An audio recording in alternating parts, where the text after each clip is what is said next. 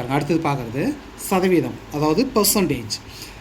அதாவது பர்சன்டேஜ்னாவே மேக்ஸிமம் எல்லாம் formula use பண்ணி தான் போடுவாங்க. சரியா? இப்போ நம்ம ஃபார்முலாவே தேவையில்லை. ஃபார்முலா இல்லாதே நம்ம எப்படி ஒரு மதிப்புக்கு நம்ம பர்சன்டேஜ் கண்டுபிடிக்கலாம். அது இந்த மெத்தடில் போனோம்னா சீக்கிரம் நம்ம பர்சன்டேஜ் கண்டுபிடிச்சிடலாம். ஃபஸ்ட்டு ஒரு மதிப்பு எடுத்துக்கிட்டாங்க, அதாவது 300 300, அது 100% அப்படின்னா ஃபஸ்ட்டு வந்து 10% எவ்வளோன்னு ஃபஸ்ட்டு பார்க்கலாம். 10%னா 300னா ஒரு ஸ்தானம் தள்ளி புள்ளி வைங்க.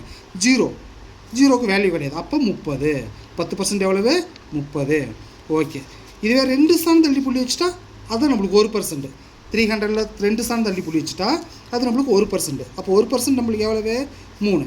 ஓகே. இப்போ அடுத்தது 50% பாருங்கள். 50% அப்படின்னா 300ல் பாதி எவ்வளவு? 150. ஓகே.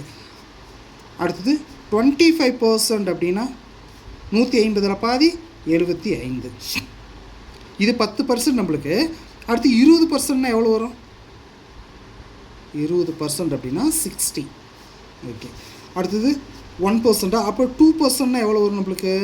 2% அப்படின்னா 3 ஆட் பண்ணால் 6. எவ்வளோ தான். இந்த மெத்தட் நம்மளுக்கு தெரிஞ்சதுன்னா எவ்வளோ பெரிய மதிப்பாக இருந்தாலும் பர்சன்டேஜ் நம்ம சீக்கிரம் கண்டுபிடிச்சிடலாம்.